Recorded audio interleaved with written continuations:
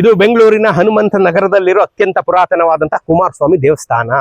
ಇಲ್ಲಿ ಒಂದು 40-50 ವರ್ಷಗಳ ಮುಂಚೆ ಈ ಪ್ರಾಂಗಣ ಎಲ್ಲ ಪೂರ್ತಿ ಸ್ಲಮ್ಮಿಂದ ಆವೃತವಾಗಿತ್ತು. ಚಿಕ್ಕ ಚಿಕ್ಕ ಗುಡಿಸಲುಗಳಿಂದ ಈ ಪೂರ್ತಿ ಬೆಟ್ಟ ಆವೃತವಾಗಿತ್ತು. ಹಳೆ ಬೆಂಗಳೂರಿನ ಅತ್ಯಂತ ಎತ್ತರದ ಪ್ರದೇಶ ಅಂದ್ರೆ ಈ ಕುಮಾರಸ್ವಾಮಿ ದೇವಸ್ಥಾನನೇ.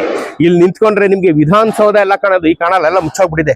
ಇಲ್ಲಿ ಸಂಪೂರ್ಣವಾಗಿ ಒಂದು ರೀತಿ ಗುಡಿಸಲುಗಳಿಂದ ಮನೆಗಳಿಂದ ಆವೃತವಾಗಿತ್ತು.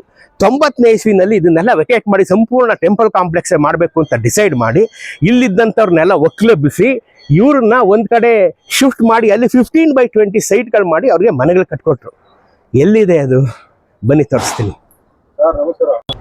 ಕುಮಾರಸ್ವಾಮಿ ದೇವಸ್ಥಾನದಿಂದ ಒಕ್ಕಲೆಬ್ಬಿಸಿದಂತ ಕುಟುಂಬಗಳಿಗೆ ಕೊಟ್ಟಂತ ಸೈಟು ಮತ್ತು ಇದೇನೆ 17/30 ಪ್ರಿಸೈಸ್ ಆಗಿ 90ನೇ ಇಸ್ವಿಯಿಂದ ಇರೋವಂಥ ಈ ಪುಣ್ಯಾತ್ಮ ಈ ಬಡಾವಣೆಯಲ್ಲಿ.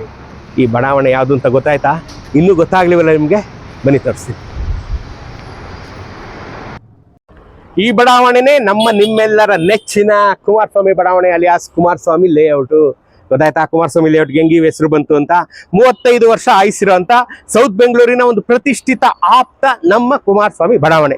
ಕುಮಾರಸ್ವಾಮಿ ಬಡಾವಣೆಯಲ್ಲಿರೋ ಎಲ್ರು, ಕುಮಾರಸ್ವಾಮಿ ಲೇಔಟ್ ಅಲ್ಲಿ ಓಡಾಡೋ ಎಲ್ರು ಓಡಾಡಿದಾಗ ಕುಮಾರಸ್ವಾಮಿ ಬಡಾವಣೆ ಅಂತ ನೀವು ನೋಡಿದಾಗ ನಮ್ಮ ಕುಮಾರಸ್ವಾಮಿ ದೇವಸ್ಥಾನದ ಕುಮಾರಸ್ವಾಮಿಯನ್ನ, ದೇವಸೇನಾಧಿಪತಿಯಾದಂಥ ಸುಬ್ರಹ್ಮಣ್ಯ ದೇವರಾದಂಥ ಕುಮಾರಸ್ವಾಮಿಯನ್ನ ನೆನ್ಸ್ಕೊಳ್ಳೋದನ್ನ ಮರಿಬೇಡಿ. That's Kumaraswamy layout for you.